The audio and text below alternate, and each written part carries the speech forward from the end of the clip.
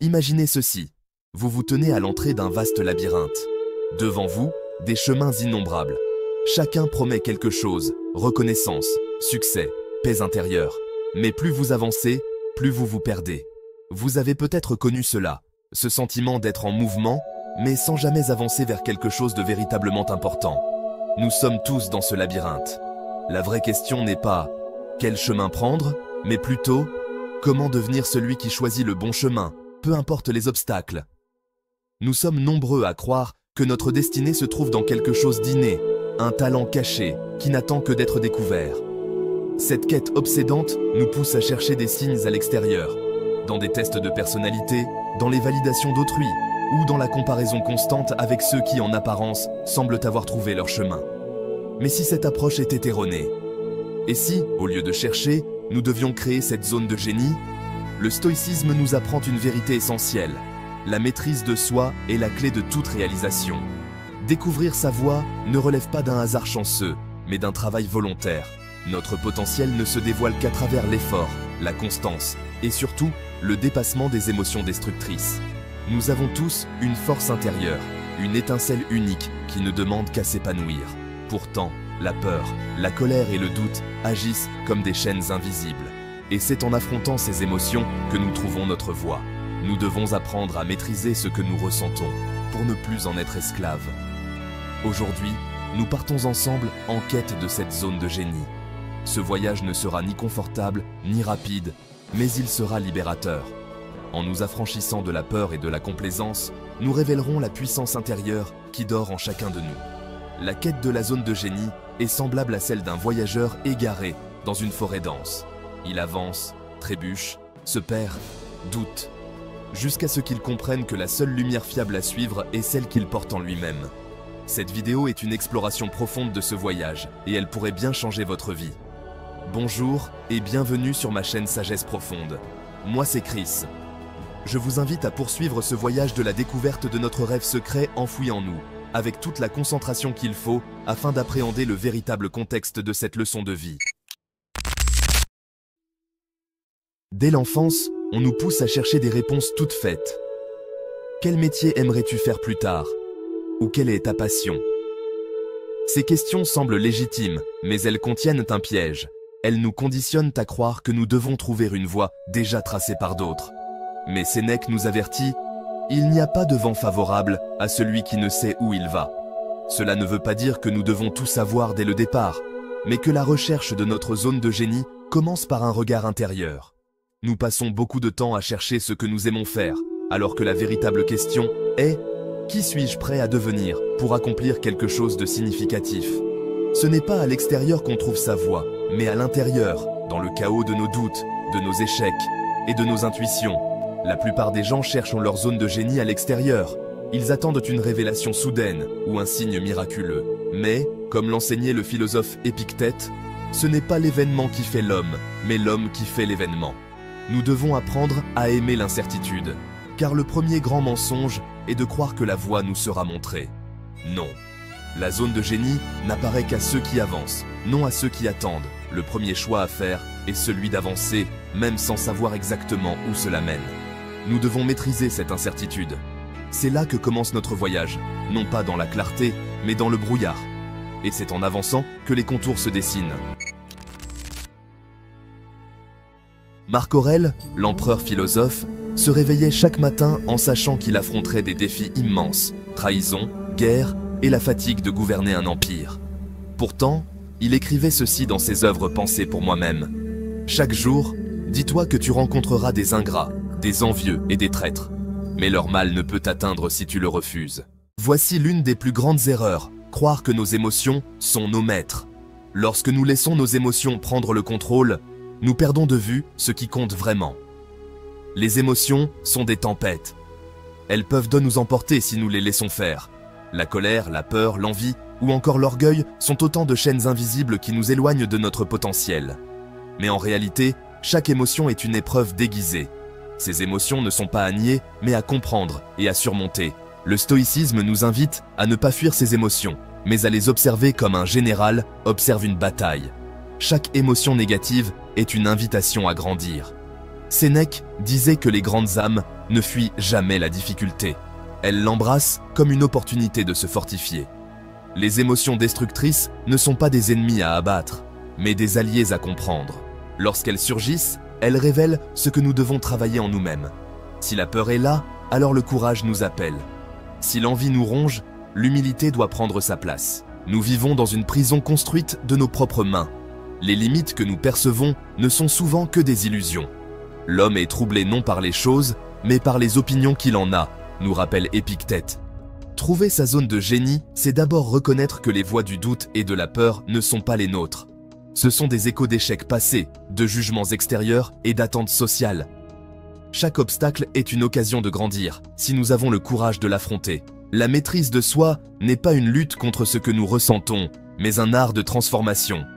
Le stoïcien apprend à observer ses émotions sans s'y identifier. Ce qui importe, ce n'est pas ce qui nous arrive, mais la manière dont nous y répondons, écrivait Marc Aurèle.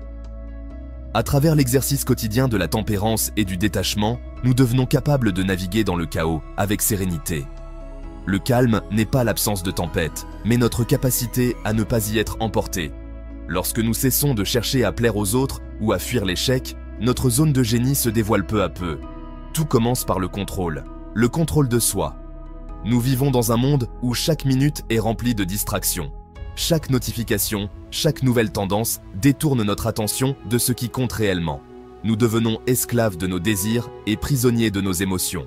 C'est là que le stoïcisme nous invite à poser la question fondamentale « Qu'est-ce qui dépend de moi ?» Le philosophe Épictète, l'un des maîtres du stoïcisme, divise la vie en deux domaines, ce qui est en notre pouvoir et ce qui ne l'est pas. Nos pensées, nos émotions et nos actions nous appartiennent. Le reste, comme la reconnaissance des autres, le hasard ou même les événements douloureux, ne sont pas sous notre contrôle.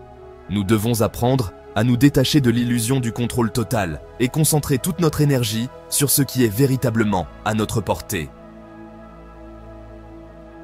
Quand nous cédons à nos émotions, nous perdons le gouvernail de notre vie. Mais lorsque nous nous maîtrisons, nous devenons capables de nous concentrer sur ce qui importe vraiment, notre évolution intérieure. Découvrir sa zone de génie, c'est d'abord apprendre à naviguer dans ces eaux troubles. C'est devenir l'observateur de nos propres pensées. Apprendre à observer nos émotions sans en être esclave est l'une des premières étapes vers la découverte de notre génie. Chaque jour, demandons-nous, cette émotion me rapproche-t-elle ou bien m'éloigne-t-elle de la personne que je veux devenir? Si la réponse est négative, alors il est temps de la dépasser.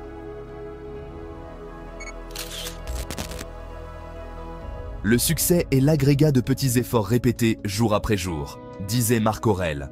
Une fois la tempête intérieure domptée, reste encore l'épreuve du temps. Ici, la discipline devient notre boussole. Si nous croyons que la zone de génie apparaît comme par magie, nous nous trompons. Aucun talent ne s'exprime sans discipline. L'empereur Marc Aurèle, malgré les immenses responsabilités de son règne, écrivait chaque matin pour se rappeler à l'ordre « Fais ton travail, ne perds pas de temps ». La discipline est la manifestation concrète de la maîtrise de soi. C'est par elle que nous avançons, lentement mais sûrement, vers nos objectifs. Chaque petit effort, aussi insignifiant soit-il, compte. C'est en cultivant l'habitude de bien faire les choses, jour après jour, que nous finissons par atteindre une excellence qui ressemble, de l'extérieur, à du génie. Mais ce génie est construit, non découvert. Cela signifie également que la procrastination est notre pire ennemi. Remettre à demain, c'est refuser de se confronter à soi-même. Pour avancer, nous devons agir, ici et maintenant. Nous avons tous connu ces jours où l'énergie nous manque, où nous voulons abandonner. Mais c'est justement là que se joue la différence. Le génie ne se révèle pas d'un coup. Il se construit, un jour après l'autre. Ne demande pas que les choses tournent plus faciles. Désire simplement être plus fort. Notre zone de génie n'est pas un don miraculeux. Elle se manifeste au fil de nos actions, de nos échecs et de nos réussites. Sénèque nous conseille « Dépêche-toi de vivre et songe que chaque jour est à lui seul une vie ». L'action est le maître mot. Pour briser les chaînes intérieures, il faut faire face à l'inconfort. La voie n'est jamais tracée d'avance. Mais en nous levant chaque jour avec l'intention d'accomplir ce que nous avons de plus grand en nous, nous façonnons notre propre destinée. Le génie n'est pas un don, mais une discipline. La discipline, c'est le secret des grandes âmes. Chaque petite action répétée quotidiennement nous forge. C'est l'effort invisible, souvent méprisé, qui finit par nous révéler. Si vous attendez l'inspiration pour agir, vous échouerez. Mais si vous agissez, l'inspiration suivra. La discipline est souvent sous-estimée. Beaucoup attendent l'inspiration pour agir. Mais Marc Aurèle, dans ses pensées, nous avertit. À l'aube, lorsque tu as du mal à te lever, dis-toi, je suis un être humain, fait pour le travail. La discipline quotidienne est ce qui différencie ceux qui réussissent de ceux qui abandonnent et échouent. Elle agit comme une rivière, invisible au début, elle creuse progressivement un lit solide. Si vous voulez découvrir votre zone de génie, vous devez accepter que le processus soit lent et répétitif. Ce n'est pas spectaculaire, mais c'est nécessaire. C'est une loi implacable. Ceux qui avancent sans relâche finissent par trouver leur voie. Pas d'un coup, mais comme une lueur d'aube qui se lève lentement. Il n'y a pas de raccourci vers la zone de génie. Mais chaque jour que nous consacrons à l'effort nous rapproche du sommet.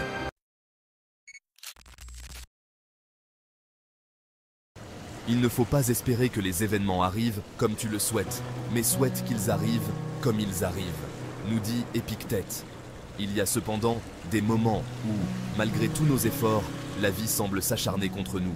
Un projet échoue, une relation importante se brise, la tentation d'abandonner est grande. C'est ici que le stoïcisme dévoile sa plus grande leçon.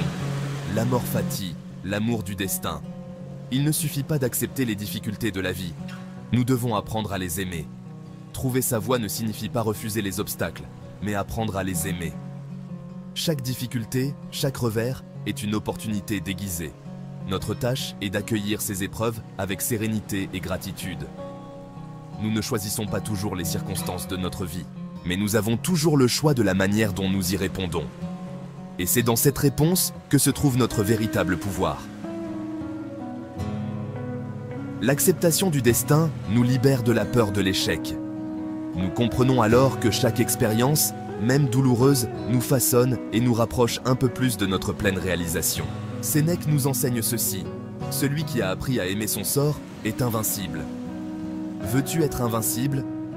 Alors ne combats pas ce qui est inévitable. Il s'agit d'embrasser tout ce que la vie met sur notre chemin, non comme une malédiction, mais comme une opportunité de croissance. Aimer son destin signifie comprendre que chaque moment difficile que nous rencontrons est une pièce du puzzle de notre accomplissement. Rien n'arrive par hasard. Ce qui semble aujourd'hui être un obstacle se révélera demain comme une bénédiction déguisée. C'est en embrassant pleinement ce que nous ne pouvons changer que nous trouvons la paix intérieure. Et si nous n'étions pas victimes de notre destin, mais les forgerons de notre propre légende? Personne n'est sage pour lui seul, disait Sénèque. Voici le dernier tournant de notre voyage, le secret que peu de gens comprennent. Votre zone de génie n'existe pas en vous seul. La voie que vous cherchez n'attend que d'être partagée avec le monde. Elle se révèle pleinement lorsque vous l'utilisez pour aider les autres.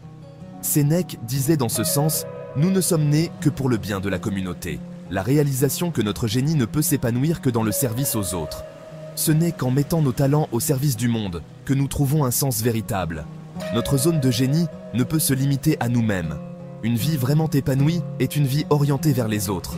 Trouver sa voie signifie aussi se demander « Comment puis-je être utile ?» Nous avons tous une contribution unique à offrir. En cultivant nos talents et en les mettant au service du monde, nous découvrons notre véritable place. Ce n'est qu'en donnant que nous trouvons du sens. Cela ne signifie pas qu'il faille se sacrifier, mais plutôt s'accomplir à travers un service désintéressé. Lorsque nous dépassons nos propres intérêts, nous accédons à une forme de génie plus profonde, celle qui naît de la connexion et de l'altruisme. La voie que nous cherchons n'est pas un accomplissement égoïste, mais une contribution à quelque chose de plus grand. La zone de génie se découvre pleinement lorsque nous dépassons l'égoïsme. Ce n'est qu'en apportant notre talent aux autres, en contribuant à quelque chose de plus grand que nous trouvons un sens véritable. À quoi sert d'être brillant si cette lumière ne brille que pour soi-même ?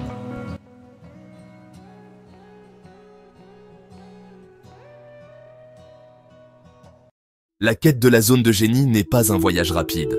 Elle demande patience, discipline et courage. Ce n'est pas un sprint, mais un marathon. Nous ne découvrons pas notre potentiel du jour au lendemain. C'est un processus lent, ponctué d'obstacles et de découvertes. Mais chaque pas compte. Chaque épreuve surmontée nous forge. Chaque émotion maîtrisée nous rapproche un peu plus de la personne que nous sommes censés devenir. Chaque petit effort quotidien nous lie à la personne que nous sommes destinés à devenir. Chaque jour, Par la maîtrise de nos émotions, la pratique de la discipline, l'acceptation de notre destin et le service aux autres, nous nous rapprochons un peu plus de notre véritable voie. Découvrir sa voie, c'est se libérer des illusions qui nous retiennent.